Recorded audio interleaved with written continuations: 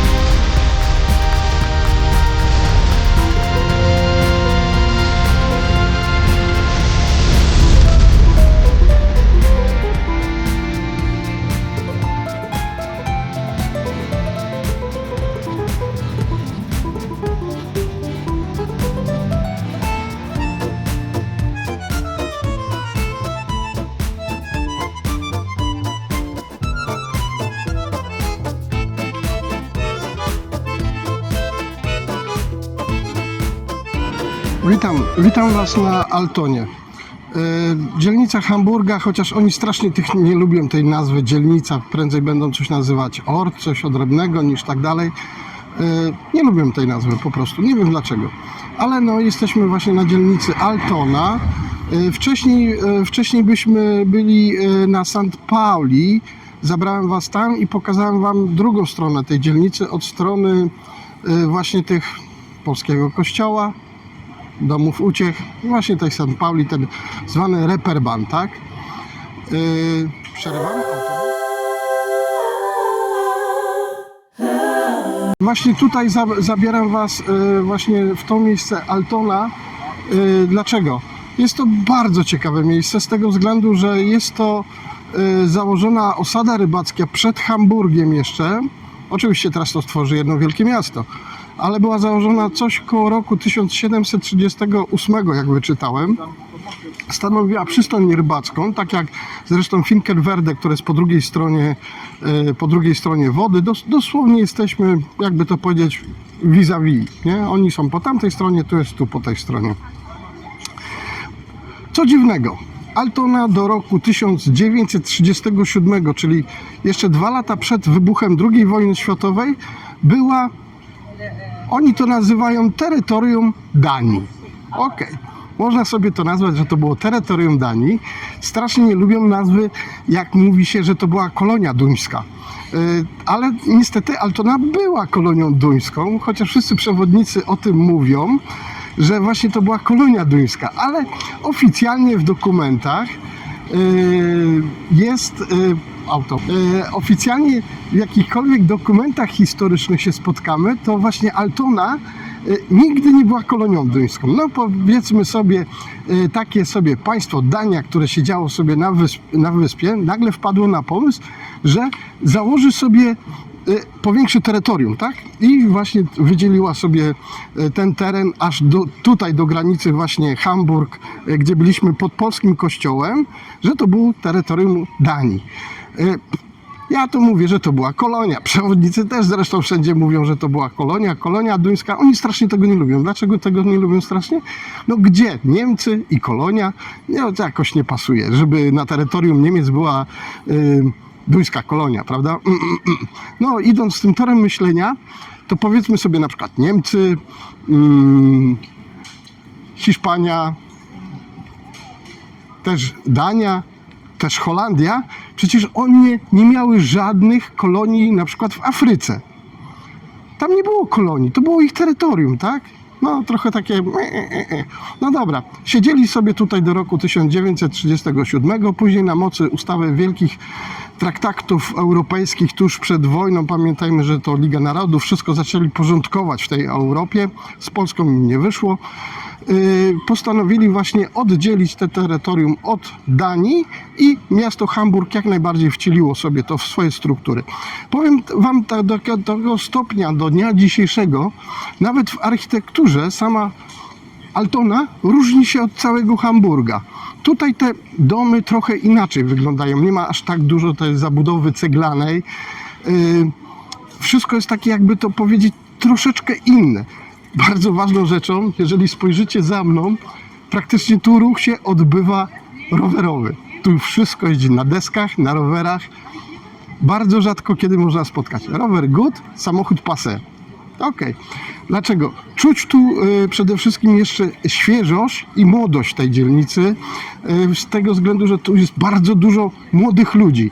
Niedaleko stąd, w tamtą stronę, w stronę Damtoru, będziemy mieli 2 uczelnie wyższe, szkoły średnie i kupę przedszkoli i szkół. Jest tu młodzieży full. Zresztą stąd niedaleko, dosłownie rzut kamieniem albo 2 razy rzutem kamieniem, są bursy studenckie. Więc to życie tutaj studenckie jak najbardziej sobie żyje. Jest tu bardzo dużo kawiarni, jest tu bardzo dużo restauracji, jest tu bardzo dużo miejsc, gdzie właśnie ci młodzi ludzie mogą się spotykać i to robią. W lato są oczywiście wystawione te wszystkie te wszystkie takie ogródki, z czego bardzo chętnie korzystają i właśnie ma to właśnie tak na celu przyciągnięcie tych młodych ludzi, którzy bardzo chętnie tutaj siedzą, tu się bawią i są tu mega imprezy, koncerty są, hala jest specjalna, taka koncertowa.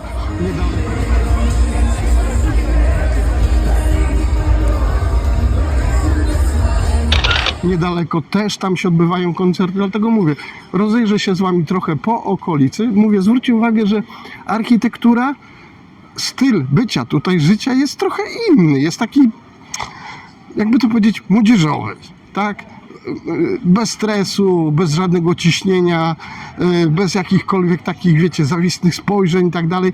Mówiłem często, powtarzałem właśnie, że na terenie Hamburga można spotkać się z bardzo różnym przyjęciem kręcenia materiałów. Stoi koło mnie moja deska, jest statyw, który się kręci, jest facet w żółtej koszulce, o której zresztą zaraz opowiem i to nie wzbudza żadnego zainteresowania tutaj. Słuchajcie, nur, zero, żadnych spojrzeń, żadnego obserwowania, dziwienia się, nic.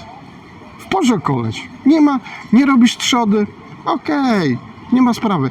Pamiętajcie, że już w takich bardziej sztywnych miejscach turystycznych jak Landusbrücken, Reeperbahn, chodząc kamerą, były te spojrzenia i tak dalej. No po prostu mentalność. Przyjeżdżając tutaj, ludzie włączają luz, spokój, czerpią trochę z wizerunku tej młodzieży, którą można tutaj na każdym kroku spotkać.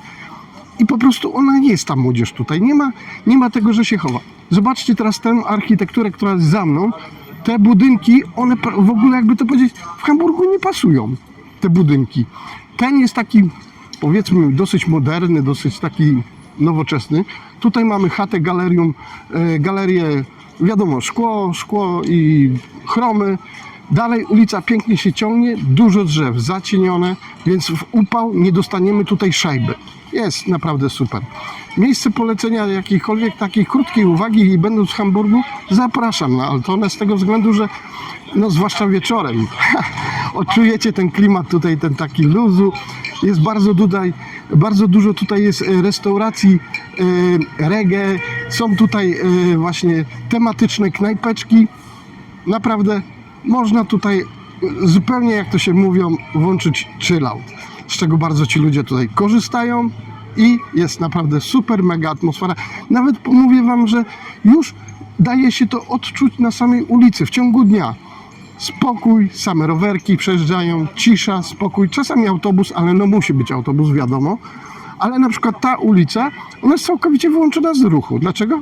Niepotrzebny tutaj jest ruch kołowy, samochody zostawiamy dużo dalej, sama Altona żyje swoim życiem, ma swój charakter i fajnie tutaj jest. Fajnie, że tego w jakiś sposób, no wiadomo kim, nie wiadomo jak, nie najeżdżają tutaj tego miejsca. Dlaczego?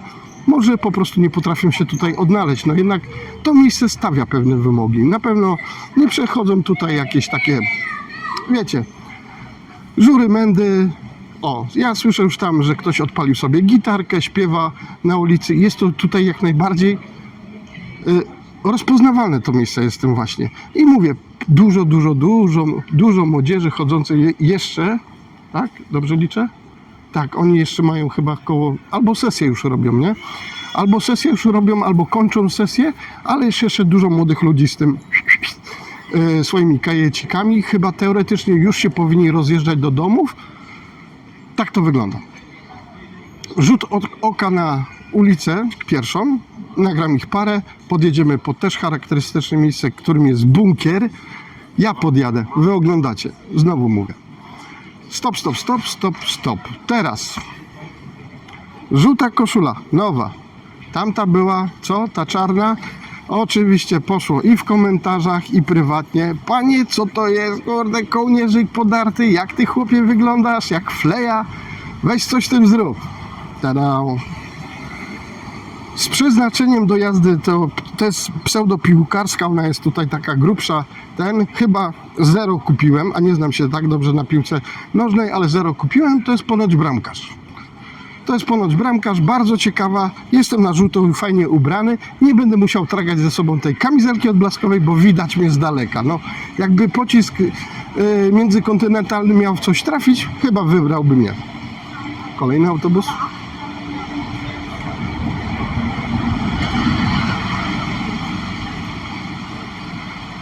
Dobra, więc to jest historia żółtej koszulki, która jest dosyć świeża. Ona będzie mi służyła raczej tylko i wyłącznie do zabawy na desce. Jest fajna, luźniutka, nie jest za ciepła, daje mi takie ciepełko fajne. Tamta, no niestety, wysłużyła się. Poszła na szmateczki, pożegnałem ją, swoje lata wysłużyła, teraz jest żółta. Tak jak mówiłem, kolory, kolory, kolory, wchodzimy w kolory, zaczyna być kolorowo. Dobra, na razie.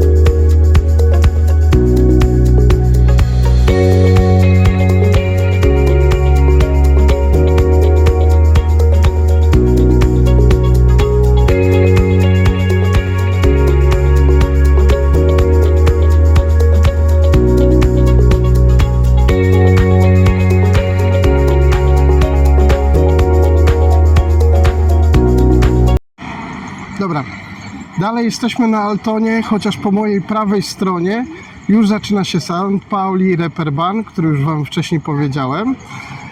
Zaczyna się Dom. Dom to jest karuzela objazdowa, która przyjeżdża do Hamburga co jakiś czas. Teraz mamy szczęście, ona właśnie dopiero się buduje, zajrzymy tam.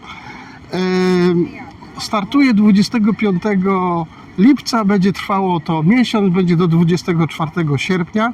Masa atrakcji, na pewno będę tutaj, nagram, ponieważ no, jest to karuzela na miarę Europy. Tutaj po prostu nie ma lipy. Się jak chcesz wybawić, wychuśtać, oni dają czadu. Chyba już budują taką wieżę, też ją Wam pokażę. Teraz gdzie jesteśmy, bo później będę gadał, może nie. Słuchajcie, jesteśmy no już przy Altonie, jesteśmy przy Fedelstrasse. Jest to no powiedzmy takie niepisane centrum Altony, z tego względu, że z jednej strony mamy same centra Altony z hotelami, biurami i tak dalej. Po prawej stronie już się przyklejamy do St. Pauli. Masa ludzi, masa młodych ludzi. Teraz co? Odejdę. Słuchajcie, za mną, żeby dobrze wykadrowało, jest. Za mną stoi coś, co się znalazło obecnie na wszystkich fotkach związanych z Hamburgiem. Jest to bunkier zaadaptowany do tego, co widzicie. Zielono, u góry restauracje, sala kongresowa, na zewnątrz taras widokowy, na który można chyba wjechać windą i można się tam przejść dookoła. To kosztuje parę groszy naprawdę, ale widok jest przedni, ponieważ tu w tym miejscu Hamburg nie jest wysoki, a ten bunkier wystaje bardzo, bardzo wysoko wystaje, nie? I teraz no mówię, no jesteśmy w takim no bardzo fotograficznym i znanym miejscu Hamburga, z takiego względu, że tak, stoi tutaj plac, wielki dom, naprawdę to jest wielkie, zobaczycie, że ja nagram skrót, a ten skrót będzie trwał i trwał, zobaczycie.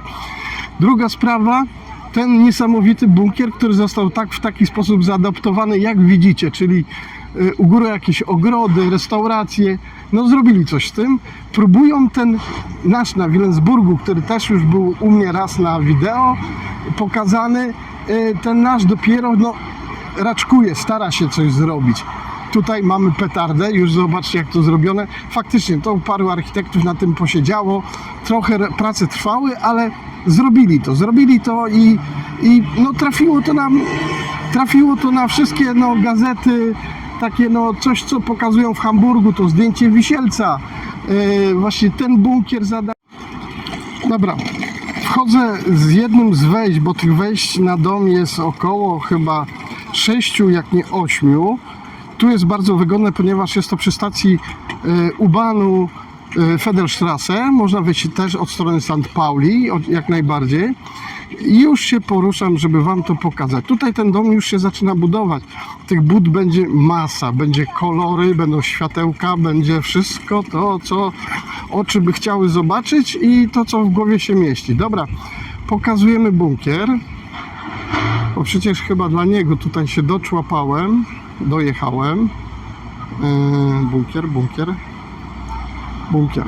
Oto właśnie ten bunkier zaadaptowany, tak? Czekajcie, żeby on mi nie uciekał. Muszę coś zrobić. Ok, dobra. I właśnie to jest ten bunkier. No, jak wysoki on jest? No jest wysoki. Myślę, że ten szczytowy ogród u góry to będzie chyba 10. piętro takiego budynku w wieżowcu, jak znamy. O, już pachnie karmel. To znak, że dom już zaczyna działać. Dobra. Nie kijem, to pałką. Właśnie będą takie właśnie budy. W nich będą przeróżne słodkości. Tutaj już mamy karmel i tak dalej. Jedna już chyba się otworzyła nawet. Właśnie co jest charakterystyczne w tym miejscu? Oczywiście ten bunkier, tak? Stoję praktycznie pod nim. Ten bunkier, no i oczywiście tutaj dla fanów piłki nożnej Stadion St. Pauli. Oczywiście mega długie są historie o tych właśnie zespole St. Pauli, nie będę ich tu na razie przytaczał. Jeżeli kiedykolwiek wyjdzie jakaś inicjatywa, żebym o tym opowiedział, to opowiem, ponieważ ten zespół ma dosyć ciekawą historię. Obecnie chyba walczą o wejście do drugiej ligi. O właśnie, tak to będzie wyglądać. W cień wejdę, bo guzik będzie widać. O, tak to będzie widać. O.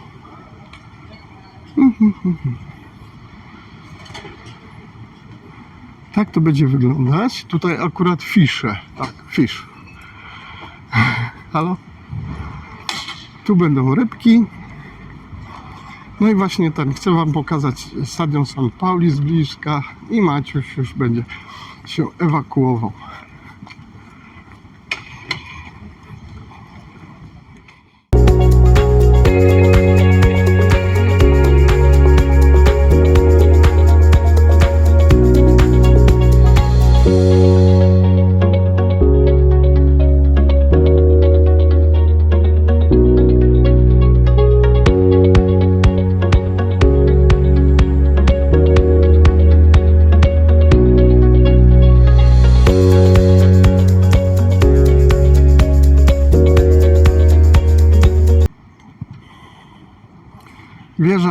Wieża wjazdowa to jest właśnie ta atrakcja. Już przybliżę.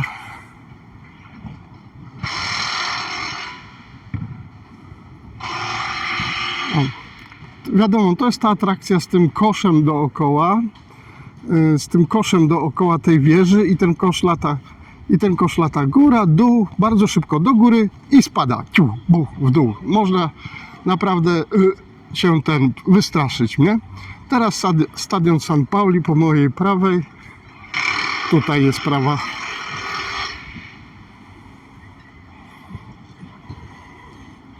Dobra. Stadion St. Pauli, nie będę się tam pchał do środka, można wejść, ale trzeba by mieć tymczasową przepustkę, no wiadomo, tu są dzieciaki, wszystko jest ćwiczą, trenują, jest piękna nawierzchnia. Tam z tyłu właśnie, no jest właśnie St. Pauli, tu. Stadion. Atrakcja niesamowita z tego względu, że jak gra zespół, to no jest tutaj, powiedzmy, Hamburg stoi trochę do góry nogami. Jest policja na stan gotowości postawiona, są specjalne siły ustawione, no jest ostro, ok? Kiedyś może uda mi się to pokazać. Słychać, że no ten dom się montuje, nie? Dobra, postaram się tam wejść jeszcze, pokazać wam, jak to będzie wyglądało, bo jesteśmy dosłownie na wejściu.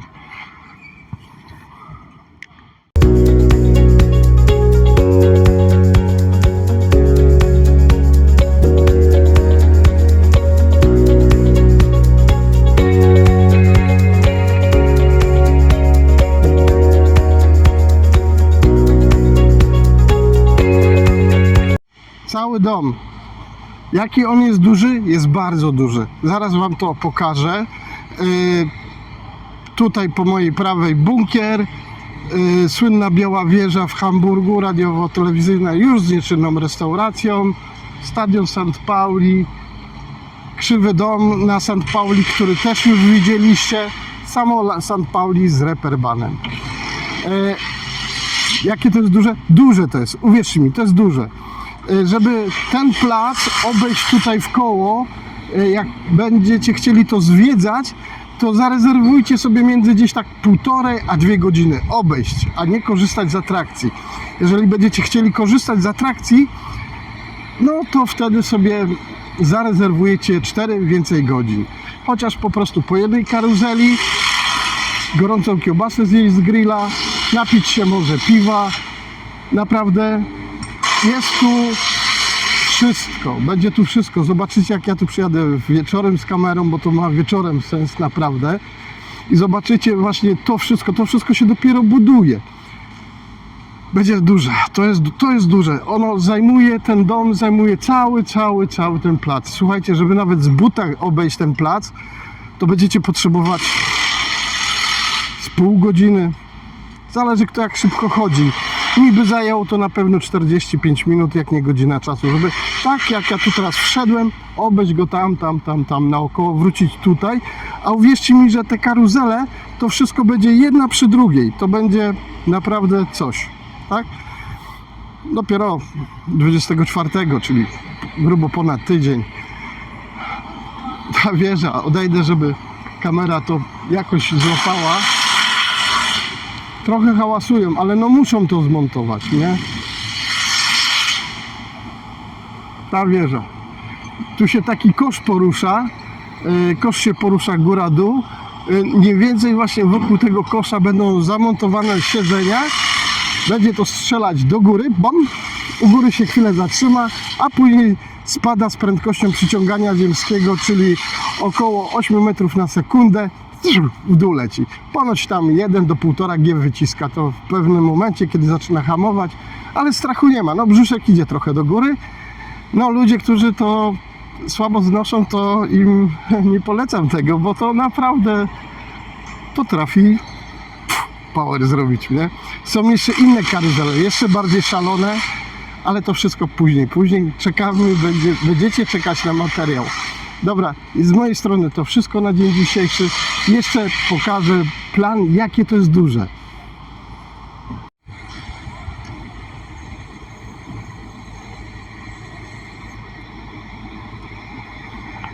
Tak jak mówiłem, Biała Wieża Hamburska radiotelewizyjna. Pod same te domy to będzie hen się ciągnęło. Tu wszędzie będą usłane karuzele i te wszystkie atrakcje. Zobaczycie, oczom tam dosłownie, tam gdzie stoi ten budynek się zaczyna, tam będą karuzele, tam aż za tymi drzewami, też tam tutaj za tymi drzewami będą karuzele. Stadion St. Pauli, pozdrawiam. chociaż nie jestem jakimś gorącym kibicem. Tak to się będzie prezentować, słuchajcie. To jest mega inicjatywa, ale pamiętajcie, że tutaj jak oni liczyli, to oni w setki tysiące liczą odwiedzających.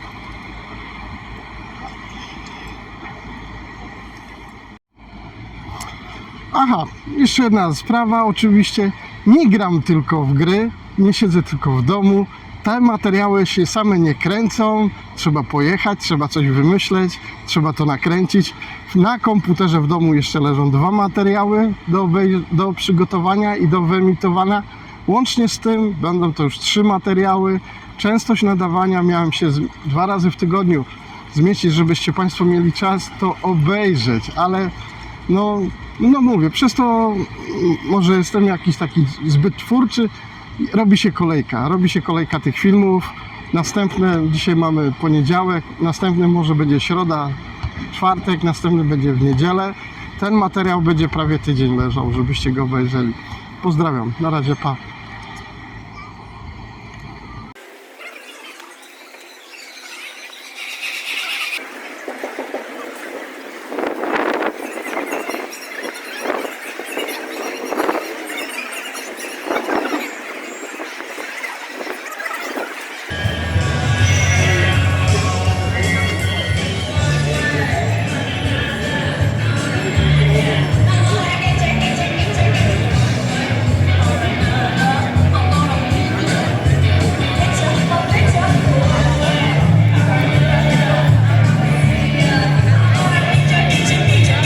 Dzisiaj dla odmiany demonstracja. Wczoraj Altona, dzisiaj demonstracja.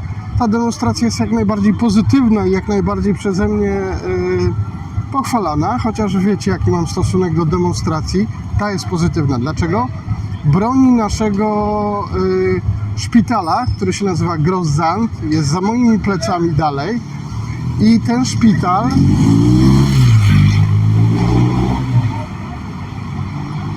ten szpital według jakichś tam wyliczeń radnych miejskich albo radnych tutaj obecnych powinien zostać zamknięty. Zresztą tą akcję próbowali już przeprowadzić chyba w zeszłym roku albo 2 lata temu, ale im całkowicie nie wyszła. Dlatego im nie wyszła, dlatego, że ludzie protestowali. Dzisiaj też znowu protestują i bardzo dobrze. Jest to jak najbardziej pozytywny protest z tego względu, że jeżeli zamkną nam ten szpital, to jest jedyny na tej wyspie, gdzie mieszkam, na tym Wilhelmsburgu, i kolejny szpital, do którego można się udać, najbliższy, to jest na Harburgu, przez ten most ten kamienny, który żeście ostatnio oglądali. I jeszcze dalej trzeba pojechać. Czyli praktycznie, żeby się dostać tutaj do szpitala z Wilhelmsburga, musicie pokonać mosty, musicie pokonać 2 autostrady i jeszcze ruch międzymiejski, tak? Więc jeżeli ktoś to przemyślał, to nie przemyślał tego do końca, z tego względu, że te mosty bardzo często są z jakiegoś powodu zamknięte. Albo remontu, albo wypadku, albo innej tam katastrofy, która nadeszła na ten most i po prostu jest zamknięty. A jeżeli most jest zamknięty, to się z wyspy nie wydostaniecie, dupa. Więc do końca ktoś tego nie przemyślał. Teraz kolejna rzecz, którą mnie tutaj naprawdę już wkurzyła, ta demonstracja już za mną będzie podążać w stronę Grossandu, która jest na końcu tej ulicy.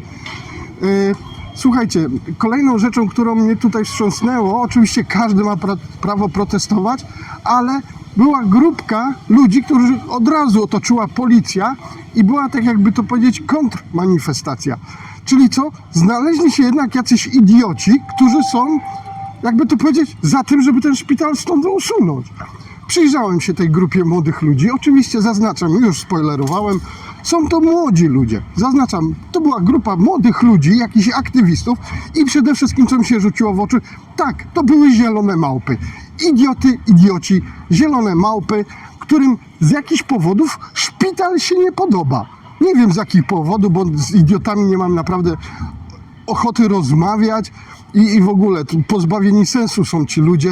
Jak można, bo sram ich poglądy. Ich młody wiek sugeruje tylko to, że oni się z tym nie liczą. Oni nie potrzebują szpitali, oni nie potrzebują lekarzy, wszystko jest passé. ale dorosną w pewnym momencie, pójdą na rentę, emerytury, zaczną chorować. Zaczną wtedy potrzebować szpitala i powinien im powiedzieć, ty słuchaj, nie podobał ci się tutaj szpital pod nosem? To zapieprzaj na koniec miasta metrem 3 godziny, to się może tam dostaniesz do szpitala. Proste. Tak? Czyli kolejny raz zielone małpy, zieloni młodzi ludzie podszyci jakimś gównem, którego naprawdę nie jestem w stanie zrozumieć, bo nie jestem w stanie tego zrozumieć, o co im kaman, że dlaczego im się szpital nagle nie podoba, który ratuje ludzkie życie, który przynosi ulgę cierpiącym i tak dalej, nagle im szpital nie podoba. Co, wszyscy mamy nagle hurtem chodzić do znachorów? No i znam takich ludzi właśnie, ziółko leczniczych i tak dalej.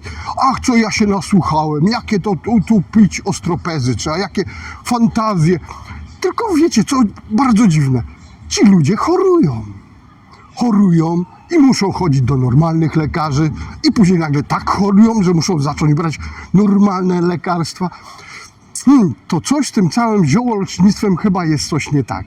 Bo jeżeli w końcu żyjemy tak zdrowo, pijemy takie zdrowe napary i takie zdrowe tam to cholera, czemu chorujecie? Jeżeli to wszystko tak zdrowe jest, co mi opowiadacie, a bo to trzeba codziennie pić, tam bla bla bla, a to bla bla bla. Okej, jedzcie, pijcie, wchłaniajcie to wszystko, o czym mówicie, ale jeżeli wy chorujecie i potrzebujecie czasami opieki lekarza i chodzicie do tych lekarzy, to coś chyba jest nie tak, co? To jest do bani.